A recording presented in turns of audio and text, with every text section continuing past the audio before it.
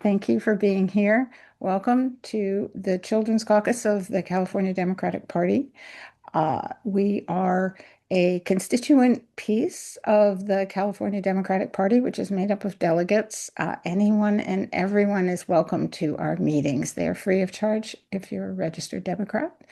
And we welcome you to be here and hope you'll consider joining if you are not already. That membership is an annual event, so we're coming on a new year, and your membership dues are grandfathered for the future. But I want to hand this over to a programs coordinator who's had this idea from the beginning of her involvement with the Children's Caucus, Vinita Verma. Am I pronouncing your last name right, Vinita? Yes, you are Good. right. Absolutely right. Thank you. It's wonderful having her here. This is the most foundational importance of subjects that there can be. So I will, with great pleasure and gratitude, hand it over to Vanita to present the program and our presenters. Thank you. Good morning, Sarah. Good morning, everybody. Thank you so much for being here. And thank you for giving me an opportunity to bring this program or event in front of you. It has been a long-standing thing for me for to talk about food insecurity. Um, there has been a lot of talk, lot of actions, but it seems to be never enough. Having said that, did you know 16.4% of children live in food insecurity, insecure household in California? California is fourth largest economy in the world, yet there are so many children who depend on school meals as their only consistent source of food. With our current administration's budget and big ugly bill inflation and tariff making food costs sky high, is is affecting families from all socio-economic backgrounds. I hope you can agree with me that everything is costing more and more every day. And the situation is expected to get even worse. Who can be a better spokesperson to talk about food insecurity than Jessica Bartholow? I first met Jessica when Jessica spoke at California State PTA Legislative Conference in 2024 when she was Chief of Staff for Senator Nancy Skinner. It has been an honor knowing her and working with her um, on common issues. So Jessica is known for her fierce anti-poverty advocacy and budget expertise. Jessica Butler has worked behind the scenes at state capitol for decades as an organizer, lobbyist, program developer, state senator's chief of staff, as a policy advocate with Western State Center of Law and Poverty, and recently, previous to her current position as a legislative director for SEIU, California. This is just a very small snippet that I can talk about Jessica. Jessica is here. I will let her speak for what she is about, what she does, and how awesome she is. Um, please help me welcome Jessica Butler.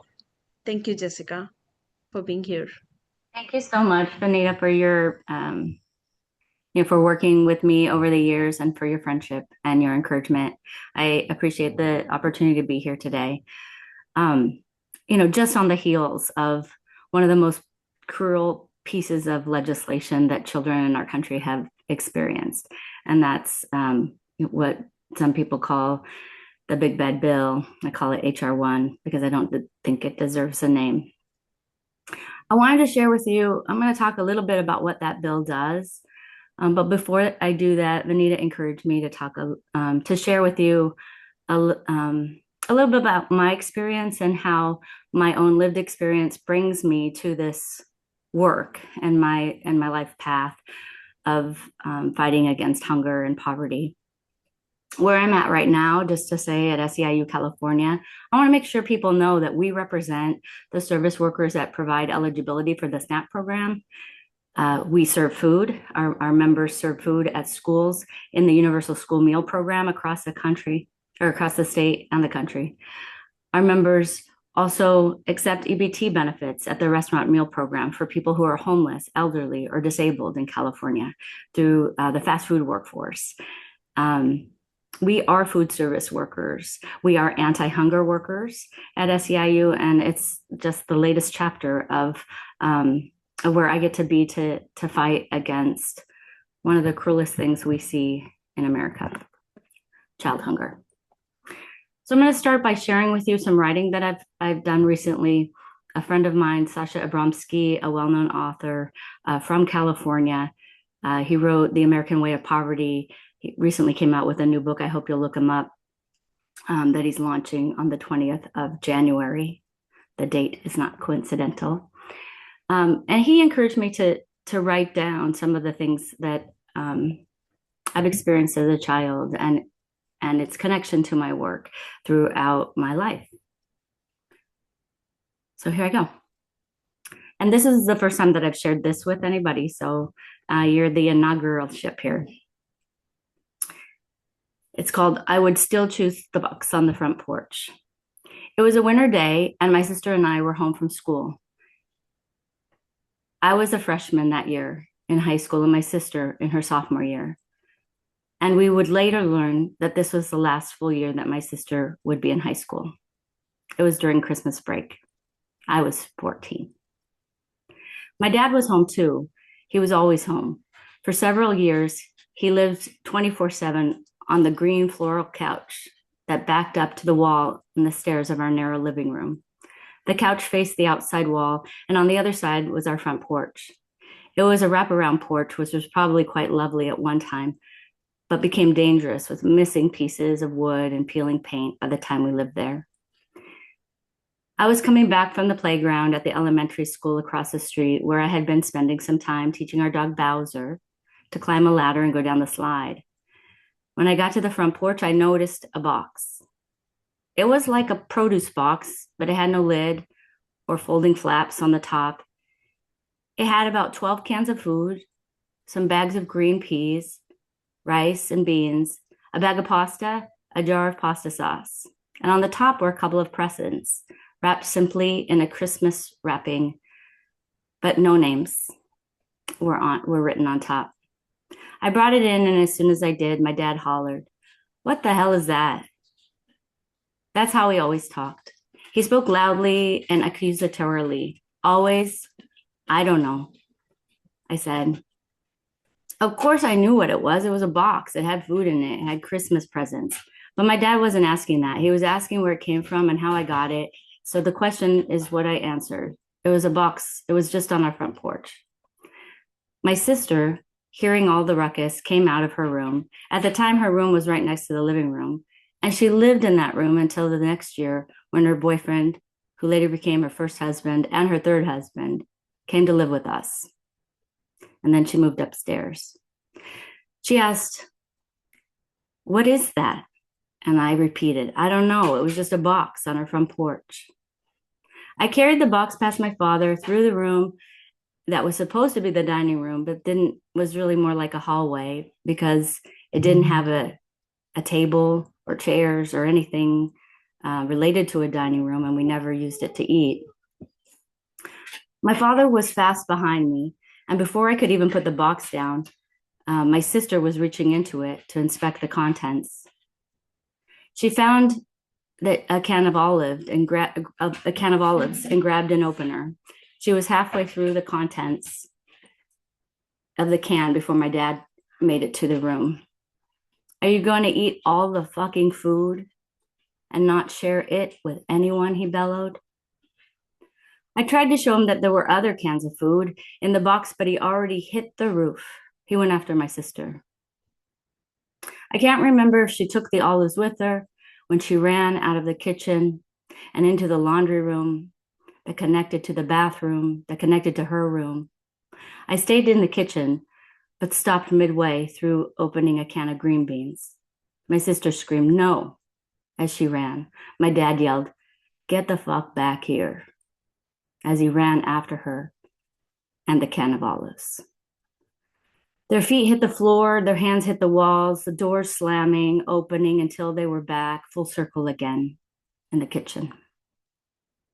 My sister was faster than my dad because he was bigger and his back was injured, part from the war, part from his job on the levee.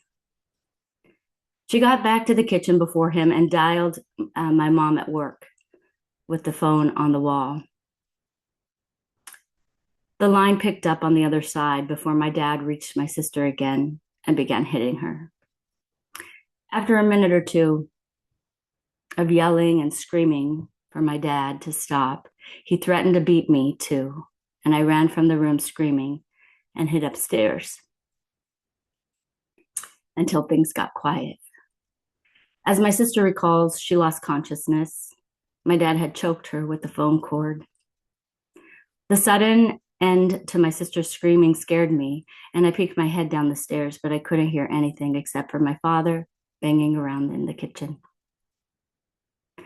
We don't know whether it was my mom who answered the phone or her coworker that day, but whoever it was on the other line heard all of this go down. Either way, my mom got the message and came hurrying back home. By then, my sister had left the house and no one knew where she had gone. It was hours before she returned, and when she did, everyone acted like none of it ever happened. No one said anything about the bruise around my sister's neck. My mom made some pasta from the ingredients in the box. We all shared it. It wasn't enough to make us full, but it was enough to make us peaceful, which at that point in our lives only meant that there was an absence of violence. My sister and I opened the presents, and I don't remember what the other present was, but the one I picked was a green sweatshirt with black speckles and a faux collar, which had been a style a couple of years prior to receiving the gift. It was brand new. I didn't really like what it looked like, but I liked how it felt when I wore it.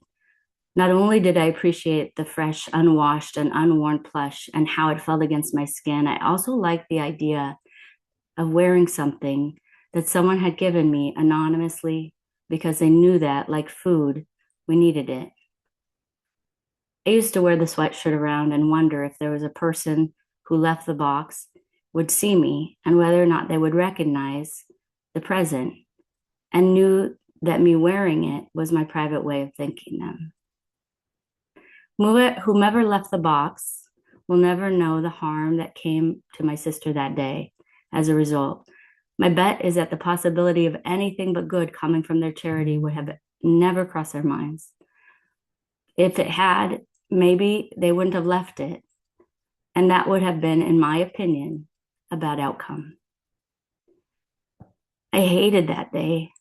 Another day wasted on violence. Another day made worse because of hunger and not enough food. Another injury to our souls. But I love the feeling of knowing that someone unknown to me cared enough about us to leave the box and the presents and the food. I've carried that feeling with me throughout my life. It's given me a sense, no matter how hard things get, that there's always a secret invisible force trying to help. Every time I go down so far that it feels I can't get back up, life proves to me again that this force is present, with some miraculous breadcrumb path to the next opportunity or the next open door. When it does, I think of the green sweatshirt. I think of when it stuck in my head or my heart. When I'm there and I'm having a bad day, I remember the green sweatshirt and I change my mind. I change my attitude. I think of it. I imagine it soft, unwashed, plushed on my skin, crisp cuffs, hugging my wrists, out of a spiral of doom in my head, of current circumstance, it appears. And I realize this sounds awful, but if I had to do it again, I would still choose the box on the porch because of what it's given me in my life. I would do it, even though that I know my sister wouldn't.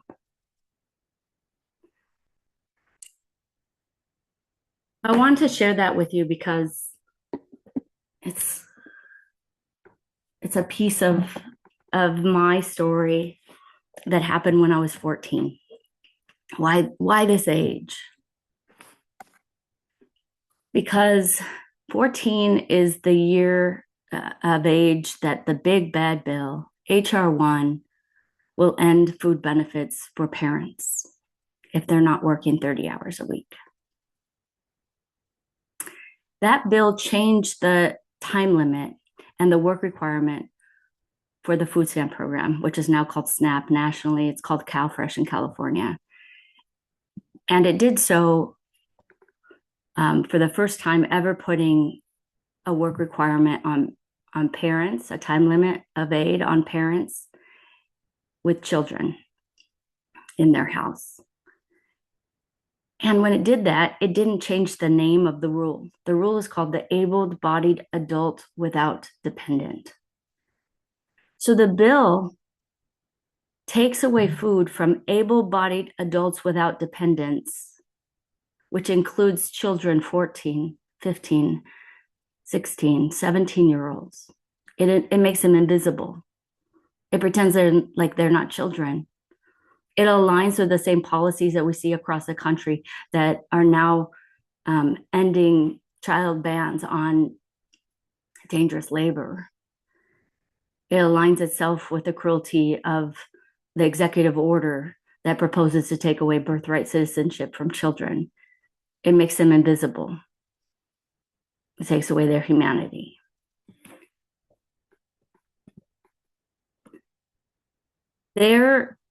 This policy in the Big Bad Bill, this is just one of many that that bill has done to hungry children across the country.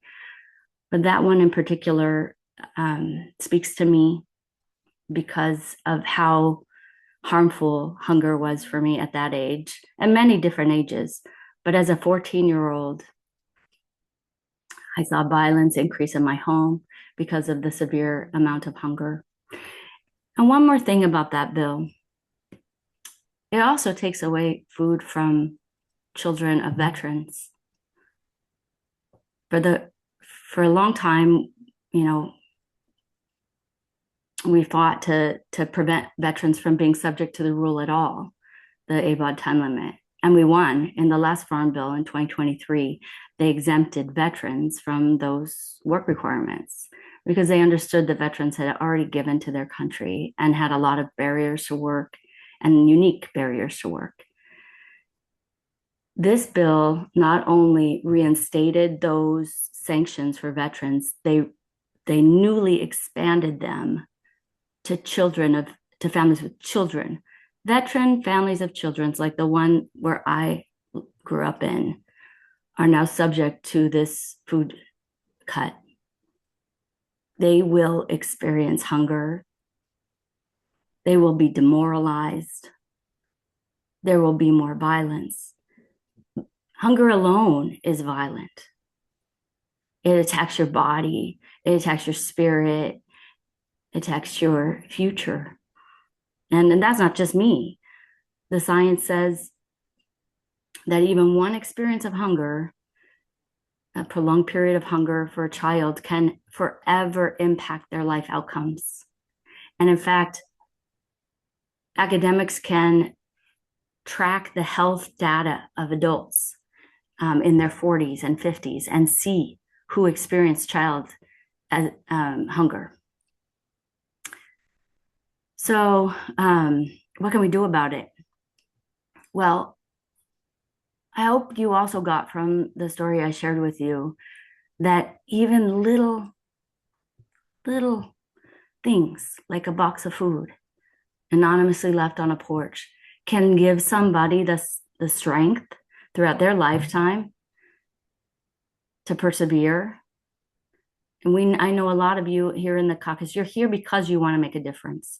You're here because you are making a difference and you're working on things, both in your private lives, in your professional lives, but also in your volunteer and civic lives. And just know that every little thing makes a difference. Whether you're sharing your time at your food bank, you're providing a pantry at your school, you're a social worker, helping somebody to that next meal. You're helping people get elected. I saw a note in the chat from the East Bay office. Yes, Nancy Skinner is a rock star. And though I'm really proud of the work I did on universal school meals, it wouldn't have happened without her. Some amazing leaders have come out of our California Democratic Caucus. Our governor as well has put more into anti-hunger programs than any other governor for children. Our superintendent of public instruction, Tony Thurmond, same thing. These people are elevated. They're from California. We're showing the way about how to reduce child hunger, and we've done it bigger, better, bolder than any other state. And people are following our lead, and they're doing that because of people being elected with a promise to care for children. So I just want to say thank you for what you do. Thanks for having me on here. Keep your chin up. We're not giving up.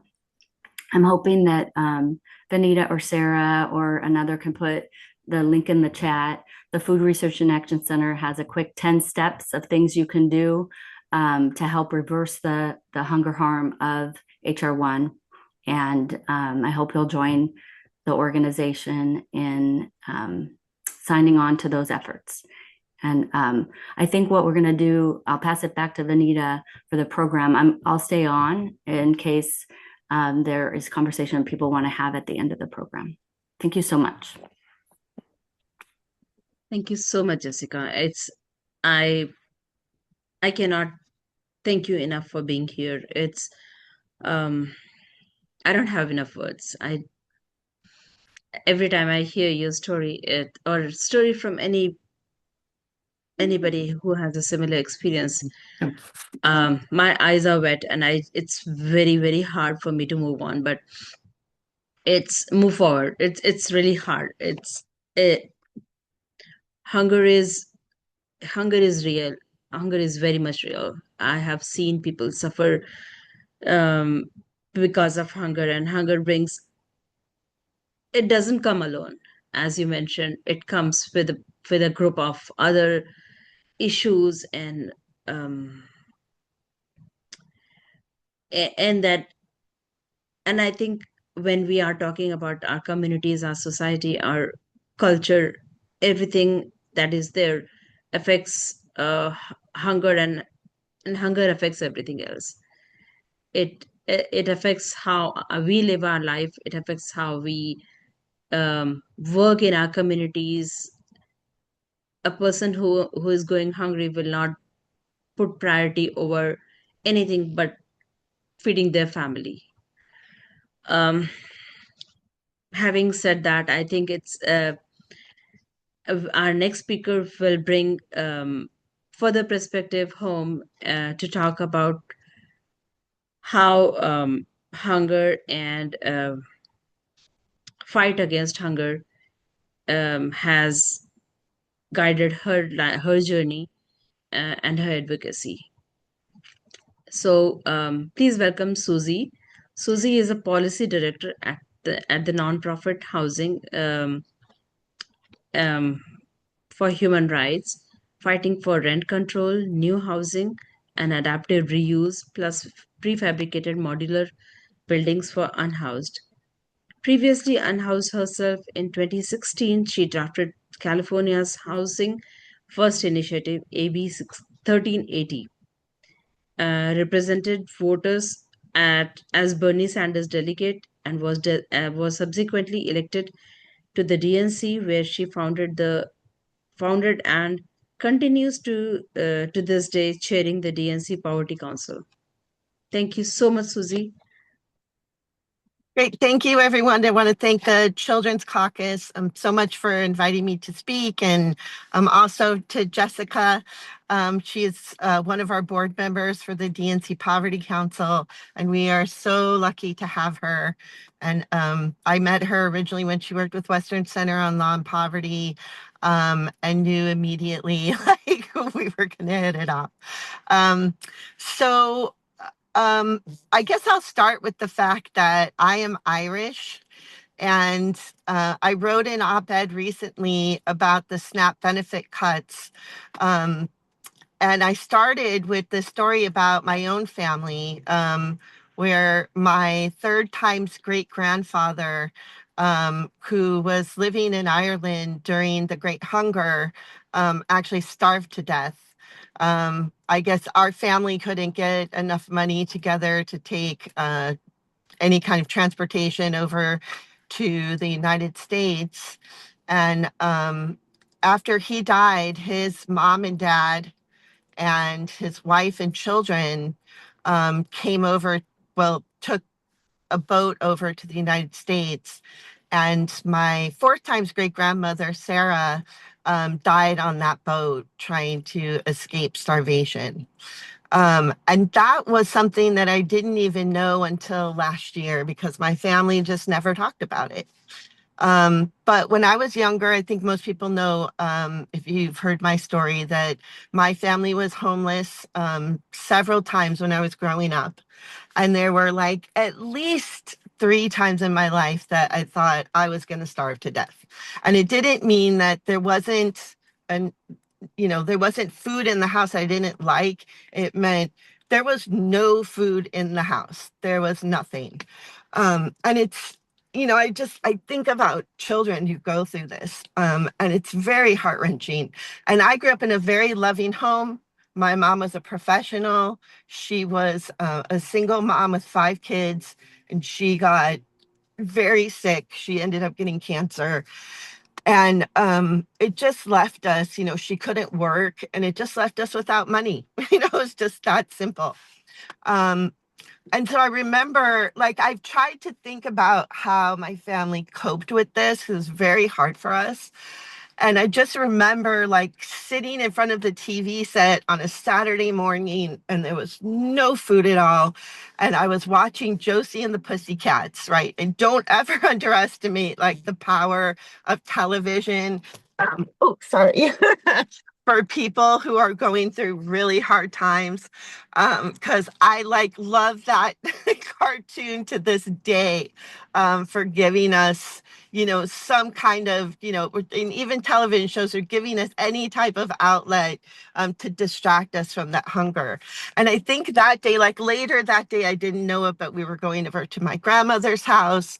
But I do remember just watching Josie and the Pussycats and thinking, I could starve today. And so at that point, though, we were housed. And so when we became homeless, I remember waking up one morning in the motel that we were living in, and my mom was sobbing. She was on the phone with the Catholic Church trying to see if we could get some kind of food or money for food.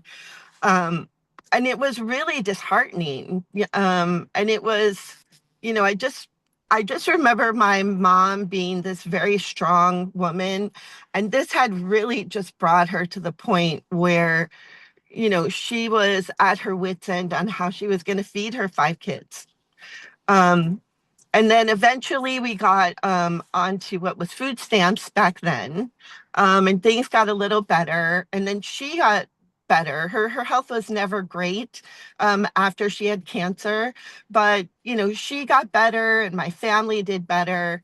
But I mean, that will, always stay with me. So leading up to just recently, right, when the Trump administration cut people off from SNAP benefits, and people were left with a penny, on their EBT card.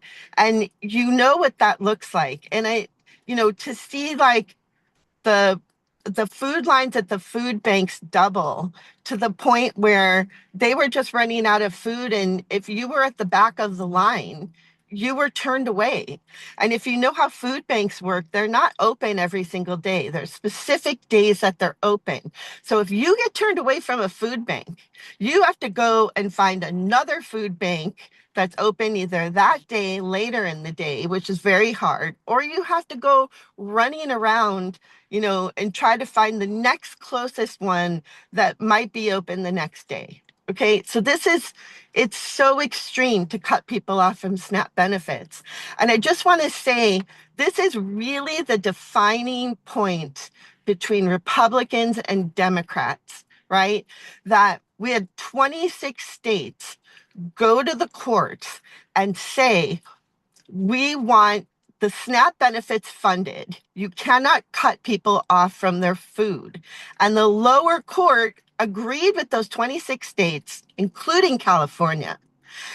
And the Trump administration fought it all the way to the Supreme Court.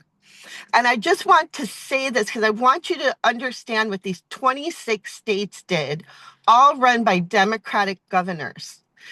They actually, after the appeals court said, yes, you have to release these funds. The Department of Agriculture holds the funds, and they had enough money to cover almost all of the SNAP benefits.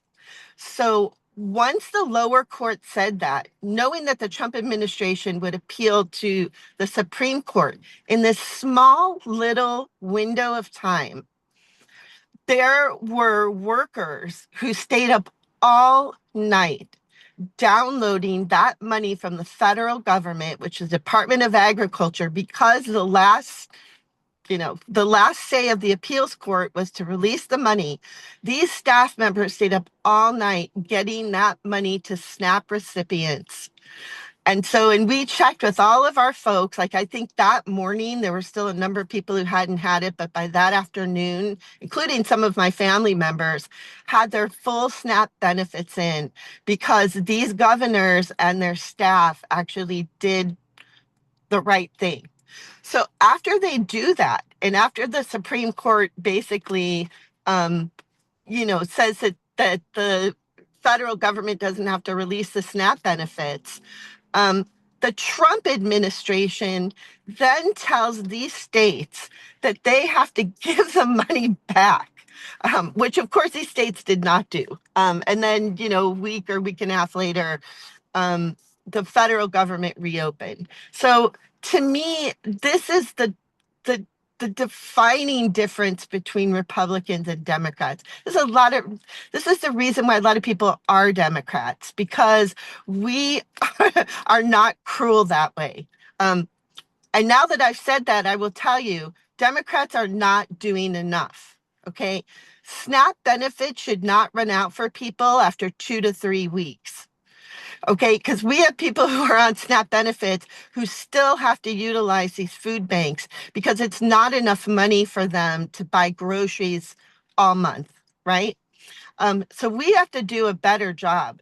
But the amount of, kind of what Jessica was talking about, the amount of cruelty here, that they are willing to let children starve, they are willing to let their parents starve, they don't care. People who are on disability, they literally do not care if people who are low income starve to death. Okay. And there still are people starving in this country. Please don't kid yourself. I know, it's like I saw this very old clip of Richard Pryor on Johnny Carson in the 1970s.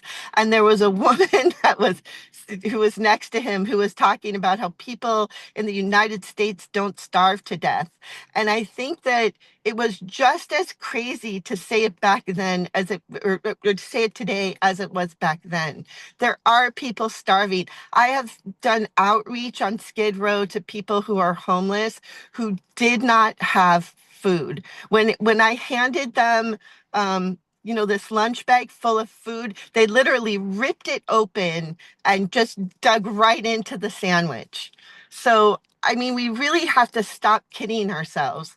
And I think this was, one of the reasons why I wanted to start the Poverty Council. And even though I got a lot of pushback, and we're still kind of being messed with a little bit, but not by Ken Martin. I mean, we have a DNC meeting coming up in Los Angeles, and one of the people that we help who are on SNAP benefits is going to speak at the general session.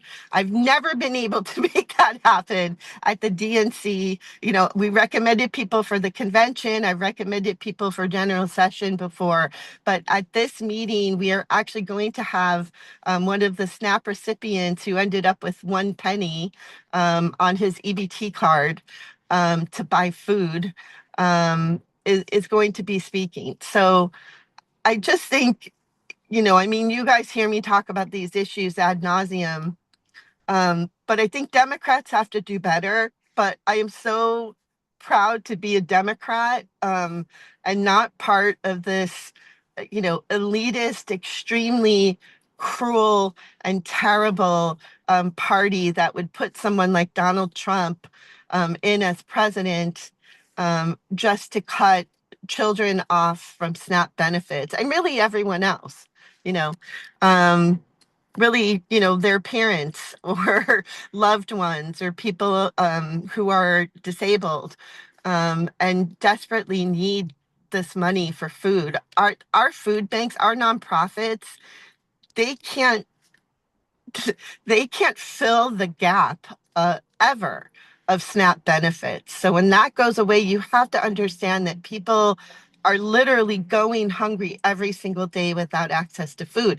And also, if they're unhoused, that EBT card is the difference between having a meal and not having a meal, because, oops, there a lot of food banks give out food that you have to cook, and they can't do that. So you have to understand that, like, going to like anywhere where you could buy like fruits and vegetables that you can just eat you know, on the sidewalk is really, really important. So again, I want to thank the Children's Caucus for giving me an opportunity to speak. As I say, you know, people who are low income, they don't have a union, they don't have a big fancy lobbyists to go and lobby for them. They have the Democratic Party. Even as somebody who works for a nonprofit, I have to appeal to Democrats to do the right thing, because we already know that Republicans are not going to do the right thing. So what we do in the party and what we say are our priorities are so important. And this is why you're always going to hear me pushing, you know, at the margins to try to mainstream all of this advocacy within the Democratic Party, because it really does, it really is making the decision between life and death sometimes when we're making these policy choices. So thank you again. Thank you so much, Susie, for being here. I cannot thank you enough. As I said, I don't have words. This is a very emotional topic for me. And I'm sure for most of us, it's not easy coming through the lives that the life has given us, the journeys that we have lived. Your journey and your family's journey is so touching. There's just so much to be taken from the conversation and the points that you have made. Thank you for everything that you do. Matthew, do you have a question, or can you hold it on until we are done with our last speaker? Oh, we can wait. Thank you. Thank you so much, Matthew. So our next and the last speaker does not need any introductions. First of all, his name is synonymous with action-rich advocacy. He has been the boots on the ground for many families who have experienced instability. He brings in a closure action attached with all the instabilities and sufferings that our community is going through. Vince Hall has spent many years with Feeding America, the nation's largest domestic hunger relief organization, first in San Diego and then as Chief Government Relations Officer in DC. Mr. Hall has returned as head of state's court-appointed Special Advocates for Children program, which is also known as CASA. and has kindly agreed to share with us his expertise in food advocacy, logistics overlap with his new child focus efforts in addressing child welfare. He is the CEO of CASA. Welcome, Vince. Thank you so much for being here. Thank you. It is a great honor to be here, and thank you to everyone on this call for your volunteerism, your compassion, your concern for children, and focusing the Democratic Party on issues that are relevant to the welfare, the safety, the well-being of children. Thank you to the two previous speakers. Thank you for sharing your personal journey, your narrative. Oftentimes it's difficult to hear. It's even more difficult to live. And so your willingness to be open and to share honestly the experiences that you've had enlightens our conversation in deep and powerful ways. I've been very honored to work in the nonprofit sector for a long time, including 8 years at Planned Parenthood, where we fought to preserve teenagers' access to confidential medical services, including reproductive health care services, alcohol and drug treatment, suicide prevention, and others when they were under attack in statewide ballot measures. I've been very honored to serve as the CEO of Feeding San Diego and as the Chief Government Relations Officer for Feeding America. And it is true that I just recently began my new responsibilities as the CEO of the California CASA Association. My comments today are really speaking from my previous role at Feeding America, because it's so germane to the welfare of youth in this country in total.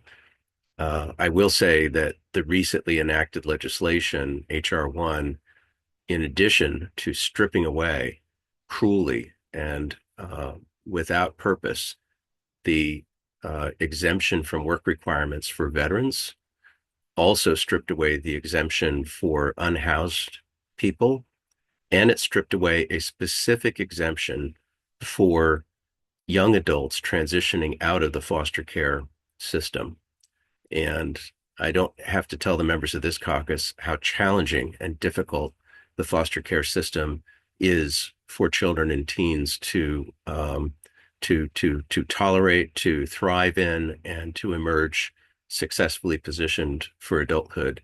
There are so many barriers, so many challenges, but Congress had a exemption for transitioning foster youth to give them the free space that they need to find their adult lives, to find steadiness and to find focus.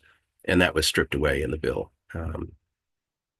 It's really difficult to even comprehend the cruelty that underlies these policies. For those of you that aren't familiar with Feeding America, let me just offer a couple of quick facts.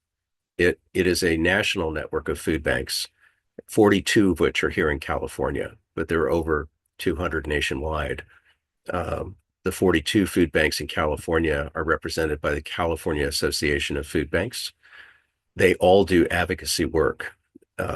You can become an advocate for your local food bank. You can be engaged in advocacy both at the state level and at the congressional level by adding yourself to the advocates list of your local Feeding America food bank.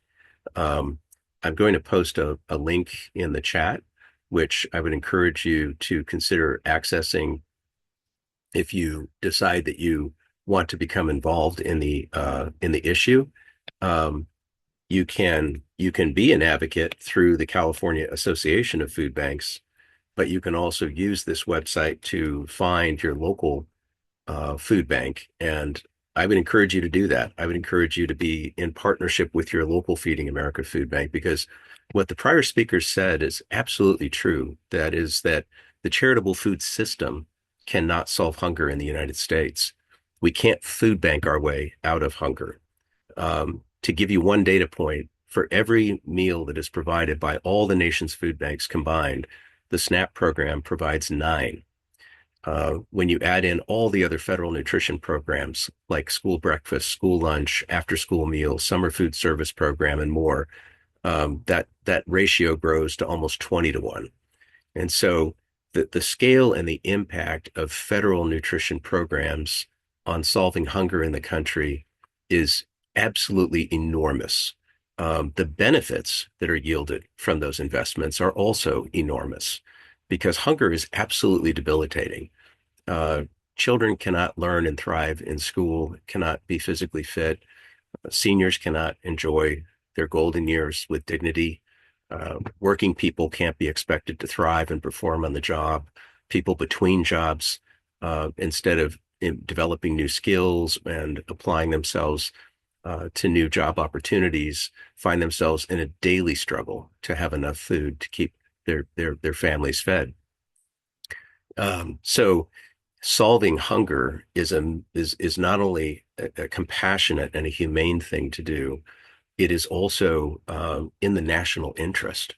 We are the wealthiest country in the history of civilization, and yet we have 47 million Americans struggling with hunger. We have 5.3 million Californians struggling with hunger. That rate of hunger is substantially higher for children.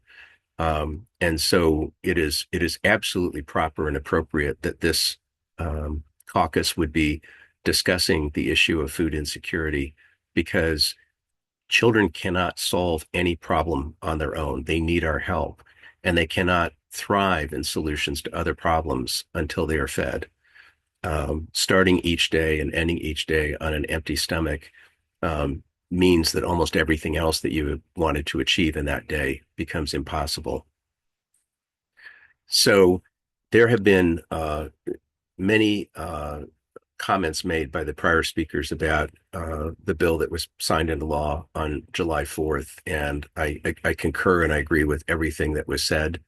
I would add that there is some confusion about the SNAP program, which we used to call food stamp, and here in California we call it CalFresh.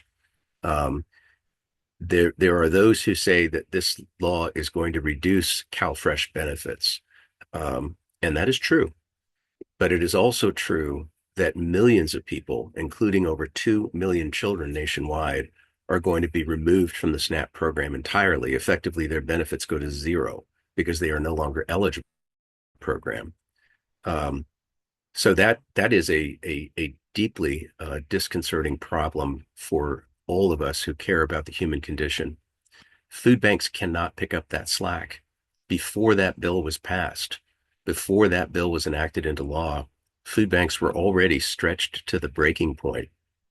We moved from a pandemic crisis in this country to a hunger crisis. And rates of hunger in the United States have actually gone up since the pandemic.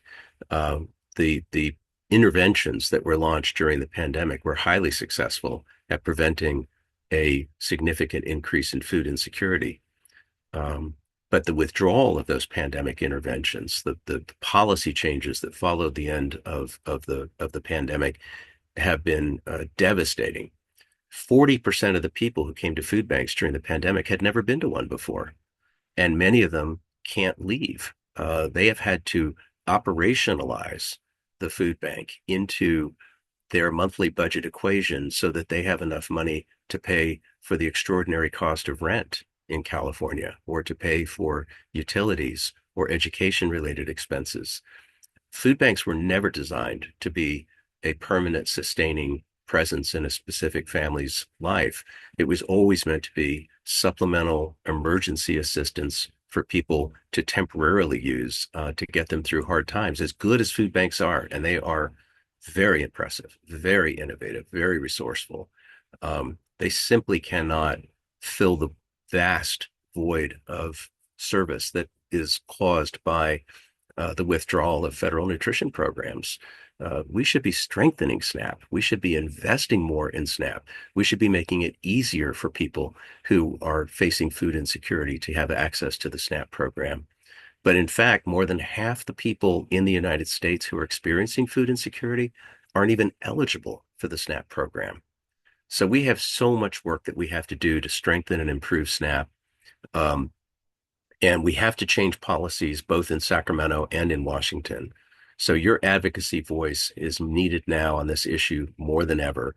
The fact is that this legislation, the HR 1, transferred to the state budget the responsibility for significant new costs associated with this CalFresh program. So it formerly was the case that the federal government paid for all of the benefit expense and they paid for half of the administrative costs. Now the state of California is going to have to pay for 75% of the administrative costs. And beginning in 2027, they may be expected to pay for a very significant portion, and likely will have to pay for a very significant portion of the benefits cost. Estimates from the California Association of Food Banks are that it could be in the neighborhood of $1.3 billion to the state budget. And those of us that are following the state budget know that that money simply isn't there. So where do you get the money? How do you find the money? How do you fund those SNAP benefits at a time when there are so many pressing priorities in the state budget? So we have to advocate for the SNAP program to our state policymakers, and we have to advocate to Congress that they need to reverse the deep and damaging cuts that were enacted on July 4th through HR 1. So I want to share that there were other terrible cuts within that particular legislation. There was a prohibition on many recent non-citizens, many non-citizen groups in the United States from being eligible for the SNAP program. These are people who are in the country lawfully as refugees or others. They are here as invited guests of our country. They are getting themselves settled. I personally was involved in the relocation of an Afghan family to San Diego, helped sign them up for CalFresh in addition to CalWorks and other programs. And I can tell you that for immigrants arriving in this country, it is vitally important that they have access to food resources. That has been severely restricted under this legislation. As was said earlier, what had traditionally been work requirements that were imposed on people who were so-called able-bodied working adults without dependents, that has now been broadened to include people who have dependents above the age of 13.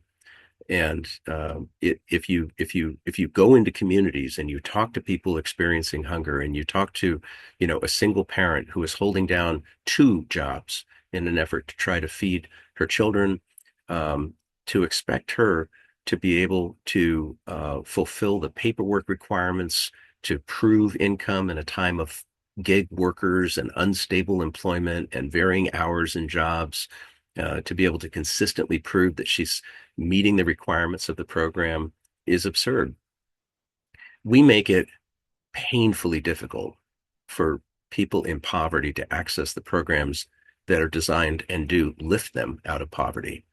And it is a form of economic discrimination that is intolerable. If you can imagine, and I know this is going to sound a little silly, but if you can imagine if the interstate highway system had been built, but all the on-ramps were hidden and the on-ramps were littered with obstacles, there would have been a revolution in this country. People would have been absolutely furious. Why would you build an interstate highway system and make it very difficult to get on the highway and make it very difficult to stay on the highway? But it is that mentality that we embrace and accept as a country when it comes to programs like SNAP and programs like housing assistance and other programs. We make it painfully difficult for people to get access to the programs and benefits, even though those programs are designed to lift them out of poverty, to help them sustain themselves, to help them have dignity.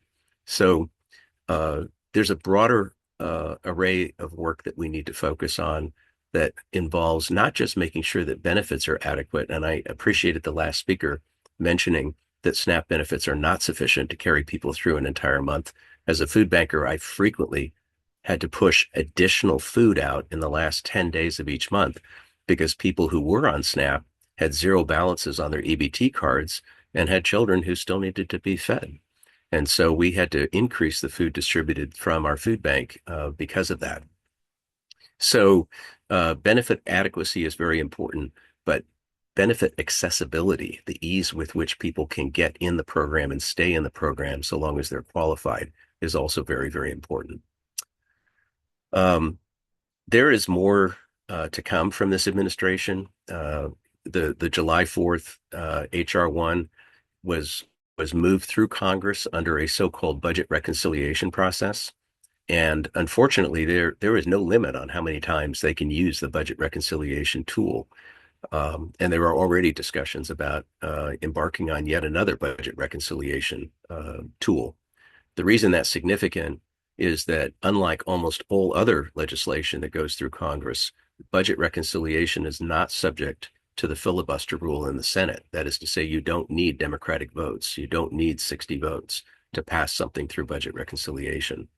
So I ask you to just memorize that term, budget reconciliation. And when you hear that something is happening in this Congress through the budget reconciliation process, alarm bells should go off. It represents the highest and most significant threat to the safety net programs that so many children in California rely upon, and so many people struggling with poverty. So I'm going to stop there. I just want to reiterate one last time an urgent plea for you to consider becoming an advocate with your local Feeding America food bank. You can find out where that food bank is by typing your zip code in at the Feeding America website or at the California Association of Food Banks website. Thank you for being here again. Thank you for your passion, your commitment, your willingness to use your Saturday morning and countless other hours throughout 7 days of the week to improve the opportunity for children in this state. I truly appreciate it. Thank you so much, Vince. Thank you so much for everything that you have done, and you continue to do for our communities and the children and family in need. With that, I want to actually thank all of you, including our speakers. I should say it's more so to our speakers who made it a priority to spend this the Saturday morning, with us despite having an extremely busy week. To our speakers, your perspective and experiences are inspirational, extremely inspirational. I hope everybody who attended here today takes something from the conversations that we had and takes it and makes it an action. So the unfortunate truth is that the hunger doesn't begin or end with a holiday or a week or a weekend or a month. We have to continue to fight for the right causes. As Vince and everybody else said, advocacy is something that should be our priority, and we can make it our backbone. The people.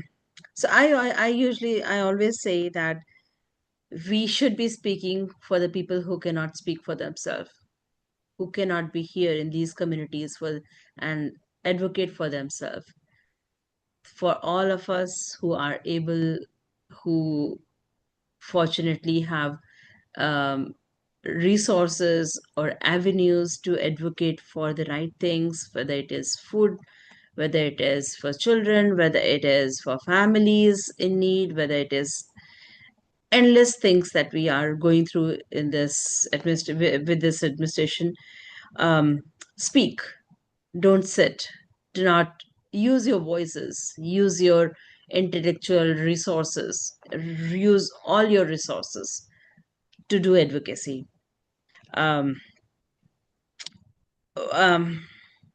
I can speak a lot, but I think I would rather give the time to you. If you want to stick around after this session, feel free to stick around. We are here. We want to listen. We want to see how we can help you. And I want to give an opportunity for you to communicate with our speakers. If our speakers want to stick around and answer you, please stay. I know Matthew had a question. Yeah, so So, yeah. it would be awesome if Vince could answer this. This came from the chat. Um, so I guess what the question was, because of the SNAP work requirements being implemented in the big beautiful bill, is this going to impact other food programs like the commodity program, the farm to kids program, these other ways of filling in the food banks? Because the need is so high. This person was from San Diego and said even like military families in San Diego have to rely on food banks because just the cost of food and the cost of living is so high there. So any thoughts on that? Thank you. Yeah, let me just jump in and start, if you don't mind. I just want to say the legacy of these work requirements, they started in the 1996 Budget Reconciliation Act. This is welfare reform done over and over and over. And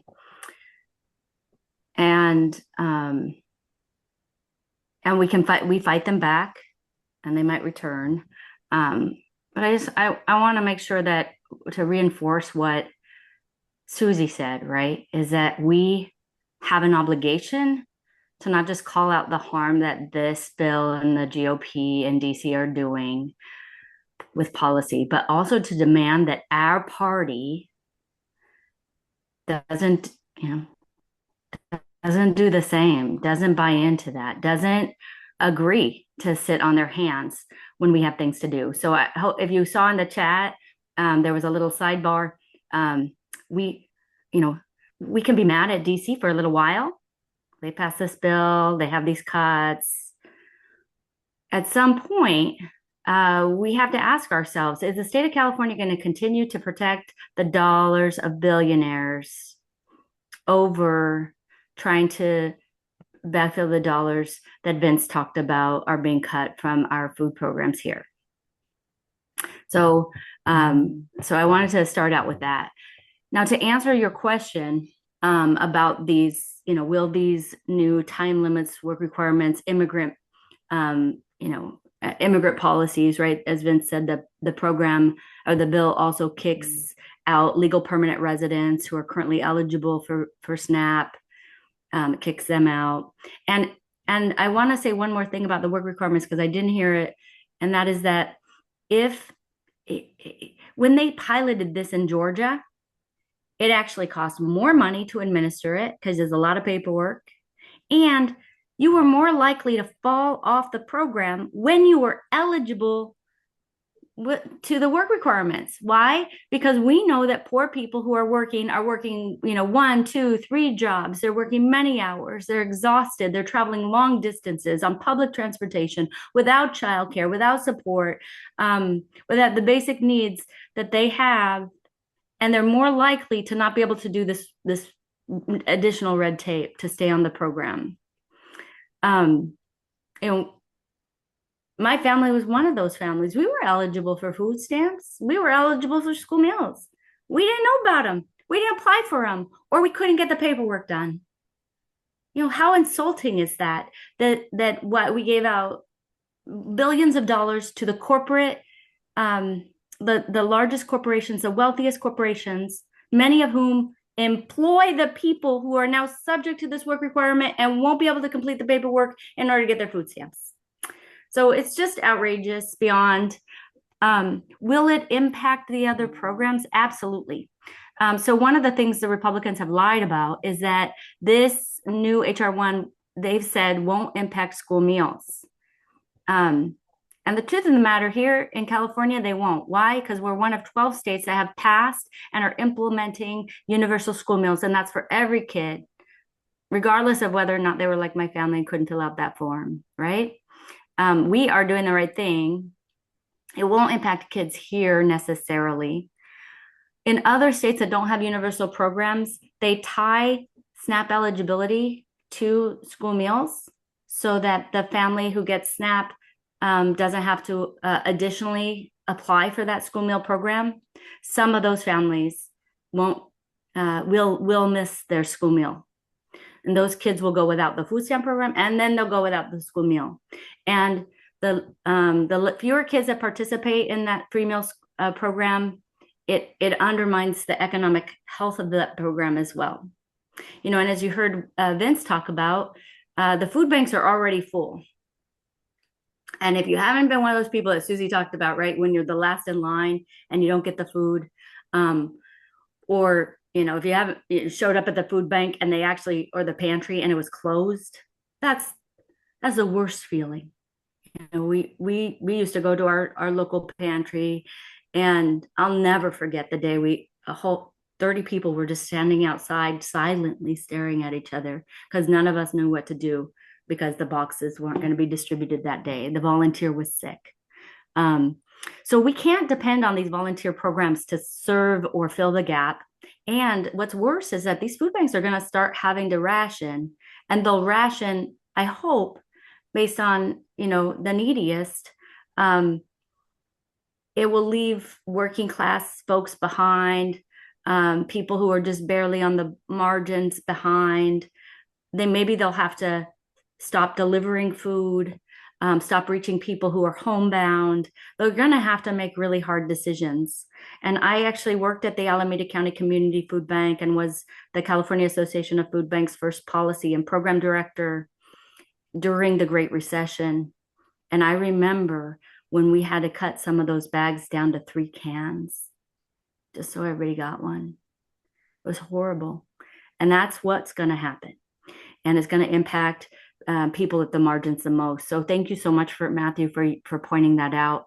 All of the programs, even these extras like the farm to community or farm to school, those are being funded with general fund dollars that are now in peril because of this bill. So we'll see broad impact across hunger and the safety net and community services broadly because of HR 1. Yeah. Unless we can reverse it, and let's work together to see what we can do. Thank you so much. I'm going to jump in and thank Vinita so much for the program, and invite anyone who does need to leave to feel free to do so, and invite everyone else to stay and share more of their questions or experiences if they'd like. Thank you, Mr. Hall. Thank you, Ms. Bartholow. Bartholow? Am I pronounced Bartholow? And thanks to Susie Shannon, who is speaking at another event, so she had to jump off. Does anyone else have any more questions? I will, Mr. Hall, I will make a list of, unless it's too long. You mentioned how many food banks there are in California. I would think we should be able to hook those up by county or something. Anyway, I will send out the links that we've heard here. And please let me know if there's anything else that we can work together with. Ms. Bartholow mentioned writing a resolution, which we can do. These things are advocacy tools. So anyone who is doing advocacy at the state or federal level and who would find that kind of paper helpful, let's work together. Renee, I hope you're feeling better. Oh, I am much better. Getting stomach ache from all the stress. What I wanted to address was a couple of points that I'm really concerned about. Is the reverse of what happens in government. If you don't use up all your funds, they won't replenish them. So we end up wasting money. But my concern is that if we as Democrats seek to keep up with the food banks and don't seek other community sources to help supplement those food camps, like the religious and spiritual community, then we're going to be behind, because all of our activists are trying to figure out money for food and helping get people fed. And where are we in terms of advocating in these other communities to work with these food banks, because we need them? And the other concern I have is the one I put in the chat, is the indoctrination that goes on, is as these people are shown less and less food, then the Republicans become the campaign of, see, this is what the Democrats did to you, making you dependent, and now our red churches will now save you. And then that furthers the indoctrination that got us here in the first place. And this is an endless cycle that if we don't stop now, I don't know that we're not too far gone now, but those are the issues I'm really concerned about. Would love to hear, is the DNC doing anything about that? Are we looking at that strategically? Because we are the Democratic Party. We are not the nonprofit Feed America. We can't replace Feed America. We're not gonna be able to replace that. So what can we do? Anyway, thanks for letting me talk about that and express my frustration and concern. 100%. The answer to this can't be another food bag. Food bags are important. I told you my story about how they are. The answer to this has to be movement building. The answer to this has to be political power building. And I will, with Susie not here, I'll make sure you know that she is through the Poverty Council working on resolutions to make sure that restoring government services and supporting paths out of poverty that are permanent is part of the Democratic Party campaign platform. She co-wrote a party resolution to state that universal school meals, where every kid who goes to school gets 2 meals and an afternoon supper for free, regardless of income and paperwork. She wrote a resolution for that to be on the party platform. And she's working on another one to restore all of the cuts from SNAP, making it be part of the party platform. This is important work, and telling the story about how this bill specifically goes after children is a big part of that. So that's really a great observation, Renee. Thank you. And I don't ever want to run for office. Just to address that question, I will never run for office because the porno tapes will come out. Forget about it. I'm more effective being a lawyer and making money and supporting the candidates who can do the work. Renee is the chair of the Stonewall Democratic Club in LA, so she is highly involved. Thank you for being here. Any other thoughts to share? Lots of eminent personage in the I was just gonna say they like, even though we know that the WIC program, at least for now, is safe, because of the the work requirements and everything with the Medicaid and the SNAP benefits, that used to be like an automatic approval for WIC, and so now it's just going to be a lot more. That's a great point. Yeah, yeah. People don't know. That's a great point. So in this program, we talked about food today, and the SNAP program and the school meals. Okay, how does it all fit together? It also has Medicaid work requirements for the first time ever. We are now doing work requirements for Medicaid. And again, this will kick off working people the most. In California, we match the Medicaid data with the WIC data. So if a working mom with a toddler can't find the time to fill out the new crappy paperwork, then she could lose her WIC, which is her Women, Infant, and Children program, basic additional supplemental food for families with small children. This is just an anti-child administration and Congress.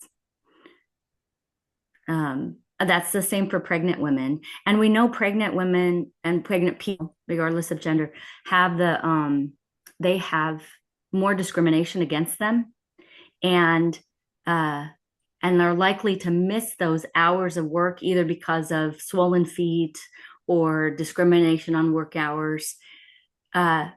They could also lose their WIC benefit, which provides extra supplement to pregnant people.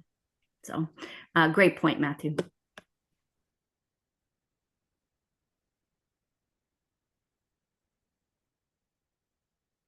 Any other thoughts, experiences from the classroom or beyond?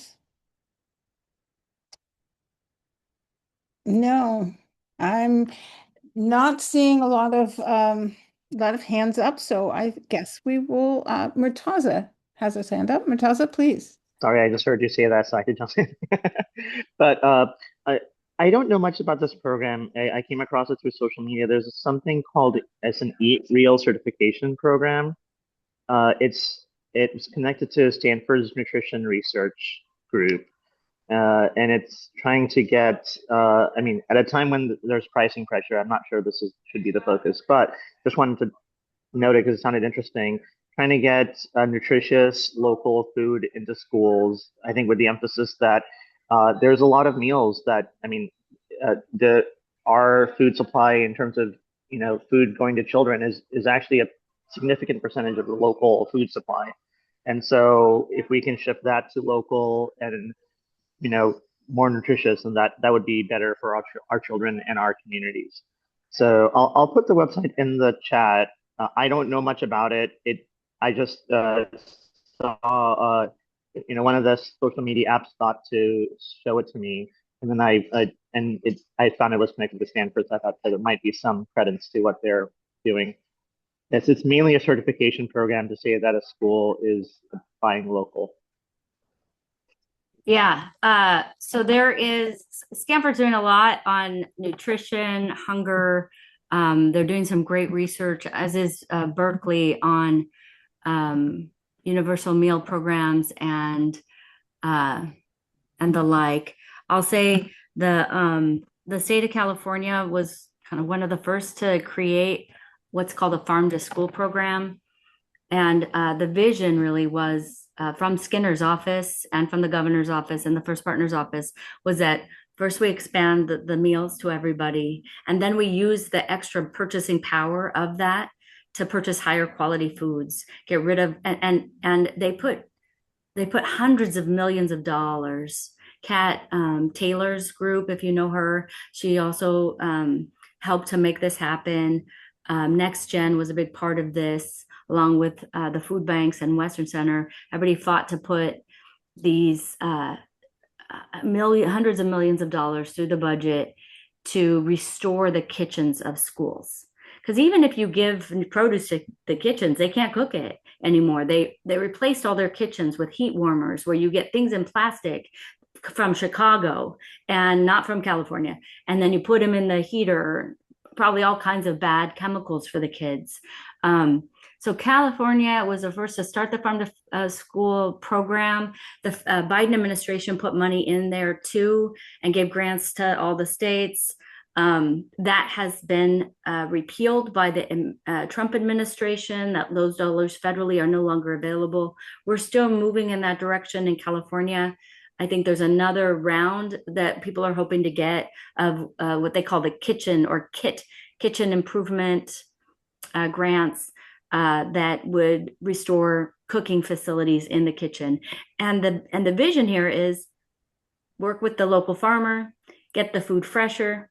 The kids are more likely to be healthier as an outcome. And with more kids eating through the universal program, you can afford that healthier food. And it's actually cheaper in the long run. And the part I love about it is when you cook the food at the school, you employ cafeteria workers, and those are union workers in California. So that's a path for those workers to get more hours, get more money, and for themselves to earn their own family's way out of poverty in a very dignified way. And so it's a very comprehensive global approach to making a community healthier. So if I can hop in with, I think what you say is so patently, obviously true. Win, win, win, win, win, win, win. That's right. But the farmers like it too. Farmers, Of course, but my understanding is that is it politically okay to say? So my understanding is that SEIU 99 here in LA, at least, which is the lunch ladies, that they were supportive of a lot of this packaging and the removing. It's amazing in LA. I did not grow up here, but it seems like every human being who did or who worked in the schools remembers their stupid coffee cake. And so the smell of this being baked and permeating absolutely suffuses everyone's childhood memories. People were in the kitchen baking. It's so clear to me. This is such an important path back to sense in every possible way. Why aren't the unions out front with pitchforks? They are. Are they? No, SEIU California, which represents all of the SEIUs across the state of California, sponsored universal school meals, sponsored the kitchen improvement program request in the budget, and CSEA, which is the other folks that represent the cafeteria workers. They have been, and again, it improves it's our self-interest. If all we care about is the number of employees we have more of them when they cook locally. Probably there was a slide into this modern way of preparing food, just like all of us got duped into thinking, baby formula is better than breast milk, and like all of these things that we were told lies about our food system. Workers at the cafeteria are no different than everybody else, and they probably, they had shrinkage of workforce. They were probably overworked. They thought, here's a modern way to serve food. They were sold it, they were presented it, and maybe even supported it. But holistically across the state, cafeteria workers are leaning into these different pathways for work, employment, improved food systems for kids. Well, that is great to know. And I hope my information is wrong, but even if it isn't, tomorrow is a new day. So I think, That's as you right. say, there's this great new dawning of, Yeah. labor, not so good in the long run. JP. Yes, hi. To piggyback on what was just mentioned, and I had to walk away from the computer for a minute, so I hope I'm not being redundant. Um, LAUSD is they're an exemplar for certain things, and the issue of the kitchen staff and the union workers, we did a fantastic, and I say we, the LAUSD here did a fantastic job with the grab and go meal program, which uses Yes. the Yeah. Oh, yeah. the imperfect method of Yeah. the institutional stuff, but to incorporate and fold that into what I'll call the ugly fruit and ugly vegetables, the stuff that's not good enough Yeah. to make it onto the shelves. Yeah. To put that together, the farmers, the institutional approach to get large amount of people fed, and folding in the union workers at the schools, at least for the rest of this school year, we've got more than one component. And I think if not, believe it or not, the grab and go program that I had helped to spearhead at LAUSD came from a small town of only 10,000 people. They had a grab and go program. And so in a smaller town, you can have just one location where the people are able to go and get fed. And just want to make sure that what we apply within the large metropolitan areas like Los Angeles, how much of that translate over into the small rural areas and to learn from each other. So that's And LA, USD, and these other school districts across the state, really, these cafeteria workers were heroes during COVID. And what we learned from their innovation, and they showed up for work while everybody else was home and afraid. Some of them got COVID, some of them got sick, and we are still trying to figure out, how do we do a grab and go during the winter recess? I told you my story. It was a very hungry time during a winter recess. These are some of the hungriest times. Yeah. Yeah, for example, when during the fires, which was like all of a sudden, and it was also temporarily, um, the very first day I sent an email to Scott Schmerelson, president of the LAUSD Board of Education, and he said, already planned, Monday starts. It was so great that you guys did that. It really made a difference. They will do Yeah. it. They will. And I will reach out to Scott and a few other people, chief of operations. The winter. Yeah, a couple of the assembly members and state senators, and we'll just get both sides, and city council will get more cooperation in a time like this. So I think maybe that's one leg of the stool. That would be beautiful. And when I tell you, you guys made a difference. You were the first big school district to step out and do those. And that really allowed us to know that it's possible. And we asked for the waiver federally, we got it. And every school district across the country could do it. I remember cheering in my bedroom, during those early COVID days, that you guys were going ahead to do it without the waiver. And then you were going to push for the waiver. And that was just, it was incredible. It changed everything. It did. Over 40 million meals. And the other beauty of that was you didn't have to be students. They served walk-up. I know. That's what you guys did. Yes. Yeah. So let's, if we just use that model, alter it a little bit, and help everybody across, like I said, from the small town to the rural community and the metropolitan, we can put our heads together, and we have a starting point. Okay, JP, I'm a little fangirling right now. You never get to meet the people who are the Army and make all it happen because it's so big when things start moving. I'm really excited about what you're talking about and really grateful for the chance to meet you. Yeah, Sarah Thank you. is out here too, so we're on one of the committees, Democrats Allied for Kids Education and Safety. And That's so we fantastic. can kind of fold all this stuff together, and we'll team up. That's great. Thanks, Jessica. Thank you. Awesome, awesome, awesome. Yeah, I'm happy to link anyone who needs linking. Thanks, Sarah. Any more comments? Conversation? I thank you again to Vinita. Do you want to close us out? We're closing on 11 o'clock. Thank you, Vinita. Thank you so much to everybody. Thank you, Jessica. Thank you, Sarah. Thank you, everybody, for making it a reality. This has been my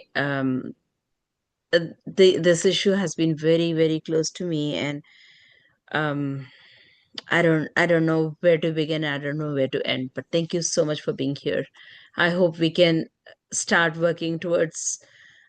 I mean, there is no way to end the hunger, but at least even if we make a dent, even if we make somebody's life better with our conversations, that will be a reward enough for me. Thank you. Thank you. And anyone who's not a member or hasn't re-upped for the next year, please consider. We've got our website, condemnedchildren'scaucus.org. The state convention is in February and at the Moscone Center in San Francisco. We'll have our regular membership meeting online on the Monday before that meeting. And then on Friday is when we will hear from candidates. Renee has her hand up. Sorry. Go, Just Renee. quick question. Has the caucus decided on a lifetime membership yet? We have, Ms. Rodriguez, as you know, you are our double life member. But I'll put the info in the chat again, or maybe someone else can, since I'm struggling. Here we go.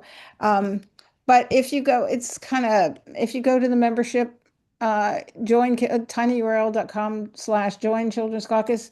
The fifth line down has a little grayed out plus. It's very hard to understand. You press that, and those options are available there.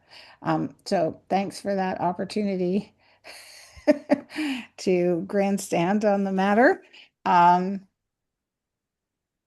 sure it's a beautiful morning and people have other things to do, but happy to leave it open again some more for conversation. But I want to let people go if they need I'm to. very humbled that I got this opportunity to bring everybody together. But have a great day. Thank you. Thanks. Thanks. Take care.